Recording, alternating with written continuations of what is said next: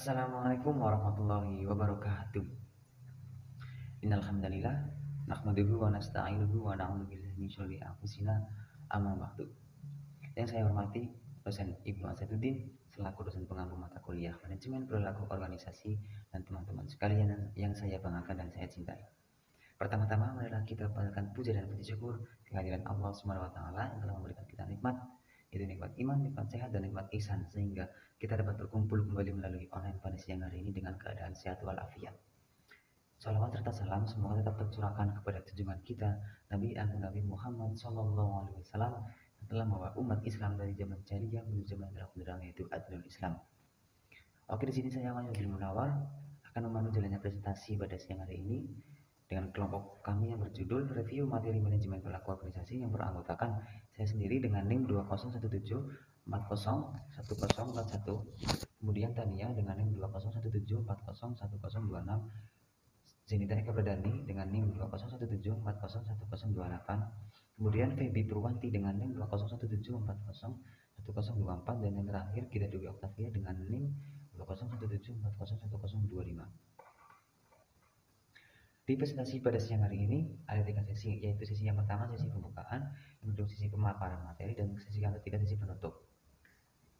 Kemudian untuk sesi yang pertama, marilah kita buka sesi yang pertama ini dengan bacaan basmalah terlebih dahulu. Bismillahirrahmanirrahim. Oke, kemudian sesi yang kedua yaitu sesi pemaparan materi. Pada presentator dipersilakan untuk memaparkan materi yang telah dipelajari. Terima kasih. Ya, langsung saja saya akan memaparkan materi yang pertama, yaitu perilaku organisasi.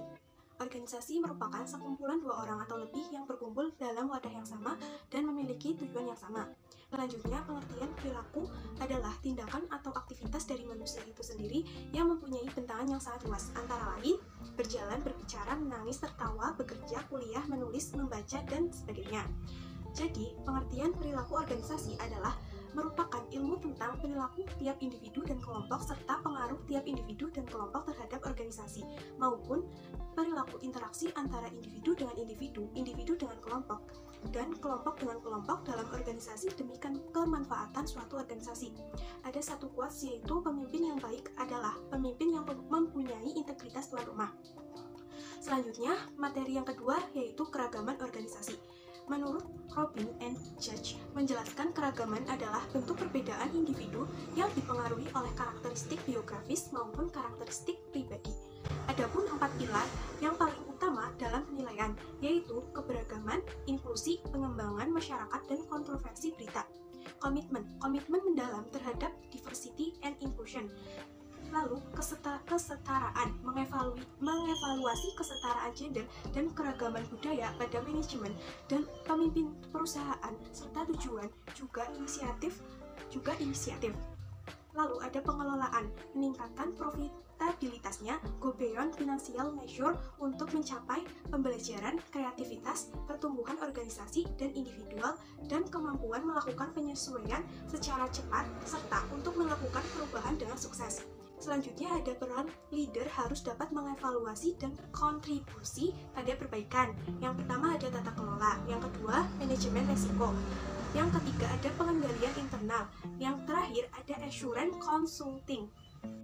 Sikap dan kepuasan kerja dalam organisasi. Kepuasan kerja yang tinggi memiliki perasaan-perasaan positif.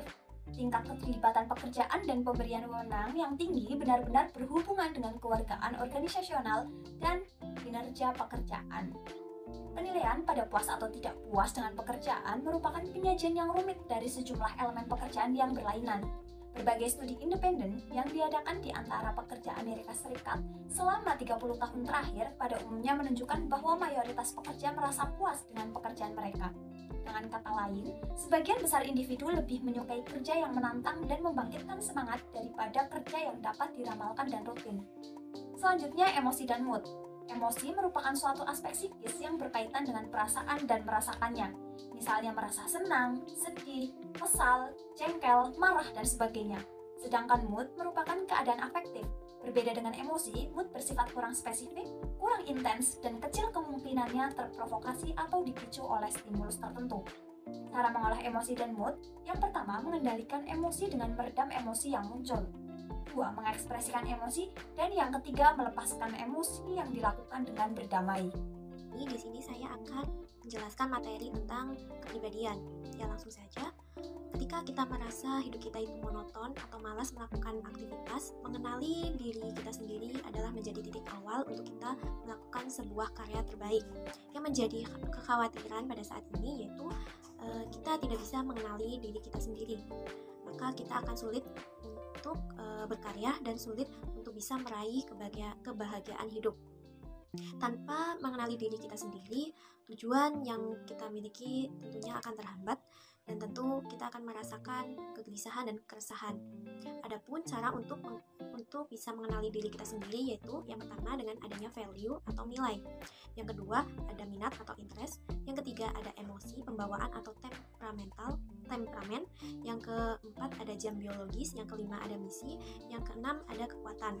Selain adanya cara untuk kita bisa mengenali diri kita sendiri, berikut adapun jenis-jenis dari kepribadian. Yang pertama yaitu jenis sanguinis, yang kedua ada jenis kolerasi, yang ketiga ada jenis flegmatis, yang keempat yaitu ada jenis melankolis.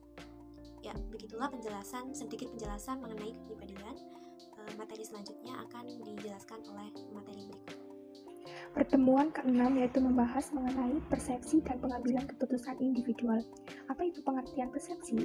Persepsi adalah proses kognitif yang dialami oleh setiap orang dalam memahami informasi tentang lingkungannya. Faktor-faktor yang mempengaruhi persepsi antara lain yang pertama yaitu pelaku, yang kedua target, yang ketiga itu situasi. Jalan pintas persepsi. Yang pertama yaitu persepsi selektif, yang kedua itu efek ketika seseorang diminta untuk kritikus, yang ketiga yaitu efek kontras ketika seseorang dalam tahap wawancara, yang keempat yaitu stereotip menilai dengan melihat kelompok aslinya. Kesalahan dalam pengambilan keputusan antara lain yang pertama yaitu overconfidence bias, yang kedua yaitu anchoring bias, yang ketiga yaitu confirmation bias, yang keempat yaitu escalation of commitment, yang kelima yaitu availability bias, yang kelima yaitu random error, yang ketujuh yaitu risk aversion atau menghindari resiko. Pertemuan ketujuh yaitu membahas tentang motivasi dan pengaplikasiannya. Motivasi menurut Hamalik adalah perubahan energi yang ada pada diri manusia yang ditandai dengan adanya perasaan serta reaksi untuk mencapai suatu tujuan. Motivasi sangat penting karena dengan adanya motivasi maka akan mendorong suatu organisasi tersebut menjadi semakin maju dan mempercepat mencapai tujuannya. Implementasi motivasi dalam organisasi antara lain yang pertama yaitu motivasi prestasi, yang kedua itu motivasi afiliasi, yang ketiga yaitu motivasi kompetensi, yang keempat yaitu motivasi kekuasaan. Kemudian sesi yang ketiga yaitu sesi penutup. Marilah kita tutup presentasi pada siang hari ini dengan bacaan hamdalah. Alhamdulillahirabbil alamin. Sekian presentasi dari kelompok kami. Apabila ada salah kata dan tutur kata yang kurang berkenan, kami mohon maaf yang sebesar-besarnya. Cukup sekian. Wassalamualaikum warahmatullahi wabarakatuh. Bye-bye. Sometime in the future, maybe we can get together. Maybe share a drink and talk a while, and reminisce about the days when we were still together. Maybe somewhere further down